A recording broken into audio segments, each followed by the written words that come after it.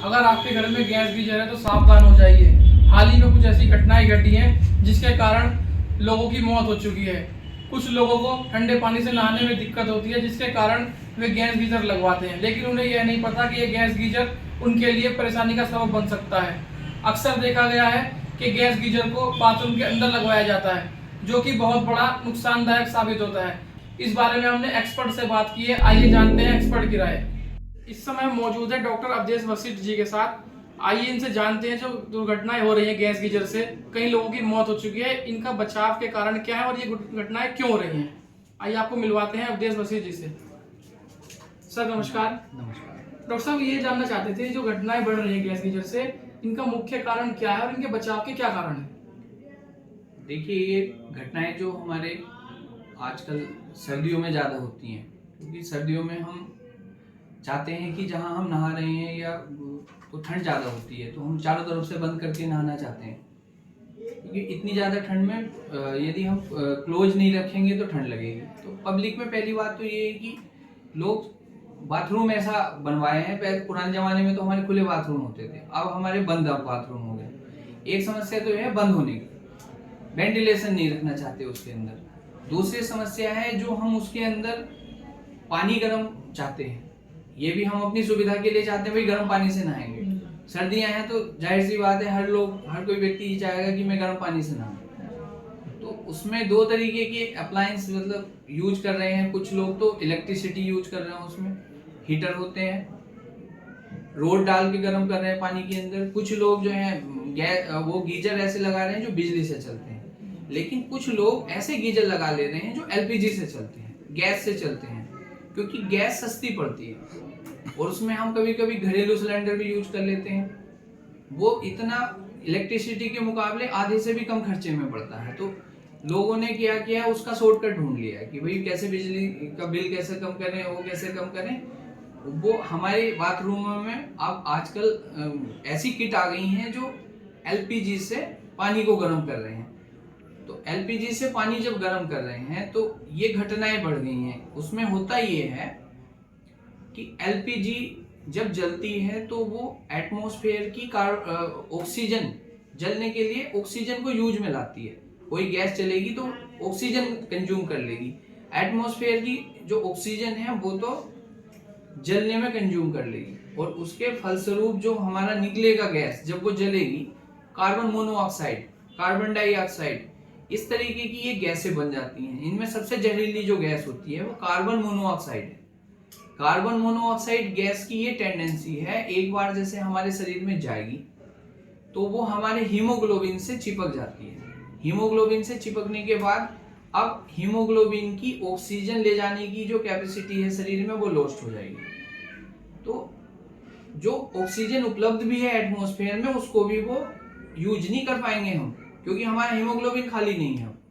तो क्या होगी, जब शरीर में ऑक्सीजन की कमी आ जाएगी, शरीर नीला पड़ जाएगा और अचानक से बेहोशी आके गिर जाएंगे बाथरूम में। तो ये सब टेंडेंसियां बढ़ गई हैं एलपीजी यूज करने की वजह से। तो ये सब कारण है। फिर मरीज तो आते हैं हमारे पास बेहोशी की अवस्था में लेके आ रहे हैं। कुछ जो है कहते हैं कि ये जो रास्ते में होश में आया है, कुछ जो यहाँ तक ला भी नहीं पाते हैं, वो बाद में पता चलता है जब दरवाजा खोल के देखते हैं और वो ये तो मृत घोषित है।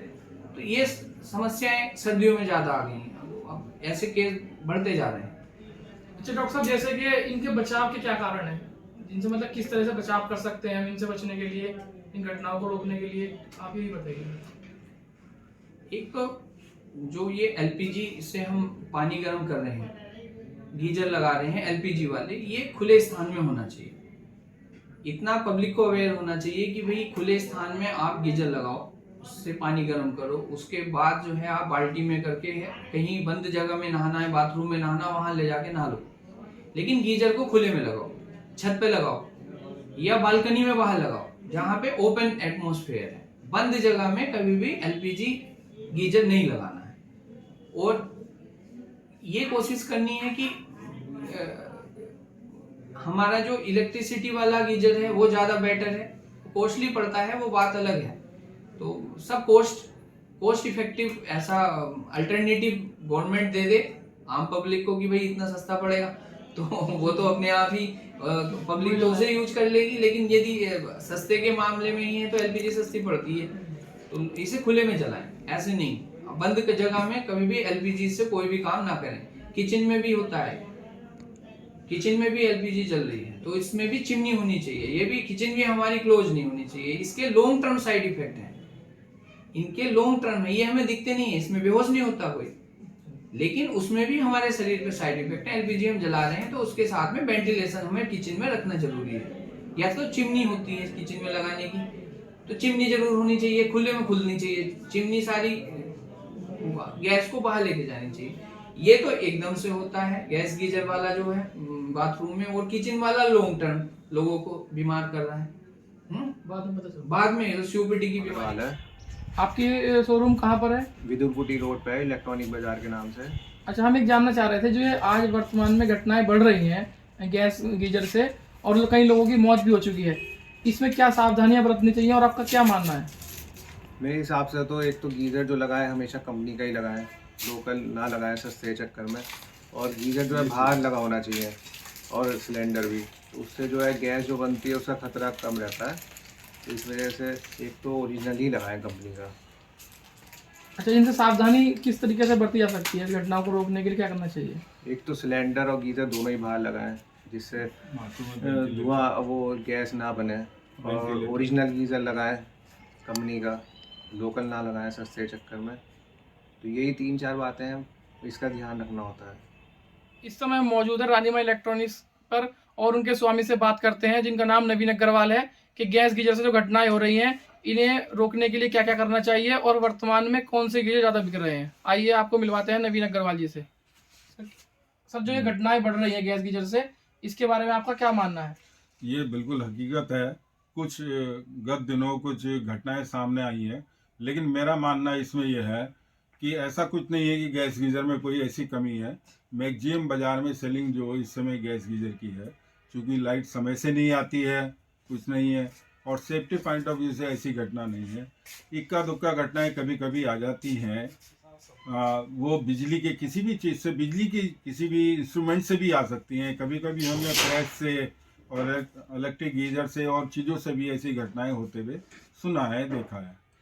अच्छा, जो जैसे गैस गीजर के कारण जो दम घुटने की समस्याएं आई हैं सामने, तो इससे बचने के लिए क्या क्या करना चाहिए? हाँ, इसमें कई सारी चीज़ें हैं कि आदमी थोड़ा सा केयरलेस रहता है।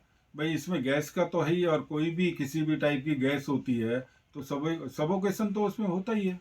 अब अगर हमारे बाथरूम में प्रॉपरली वेंटिलेटर नहीं है, और इसकी सेफ्टी के लिए अगर ये भी किया जा सकता है कि हम इसको बाहर लगा दें और पानी का पाइप अंदर ले लें, बाहर लगा दें इसको, तो भी कोई दिक्कत नहीं है। तो उस चीज़ से भी हम काफ़ी बच सकते हैं, और थोड़ी सी भी सेफ्टी रखने की ज़रूरत है, और ऐसी कोई ज़्यादा बात नहीं है। इक्का दुक्का घटनाएं घटी हैं, बहुत लंबा ऐसा नहीं कि आए दिन घटनाएं घट रही हैं। उसमें भी हो सकता है कि इस्तेमाल करने वालों की थोड़ी बहुत लापरवाही रही हो, हमें सिंपैथी है उनके साथ कि भाई, लेकिन मेरा सुझाव ये भी है कि उसमें जो है वो एहतियात भी रखें, थोड़ा सेफ्टी रखें, उसका कनेक्शन बाहर की साइड कर लें, या वेंटिलेटर रखें रूम में, बाथरूम में। ये थे नवीन अग्रवाल जी, जो बता रहे थे कि किस तरह से सावधानी बरतने से इन घटनाओं पर विराम लगाया जा सकता है। जनवाणी के लिए कैमरामैन सोनू सिंह के साथ सचिन वर्मा की रिपोर्ट।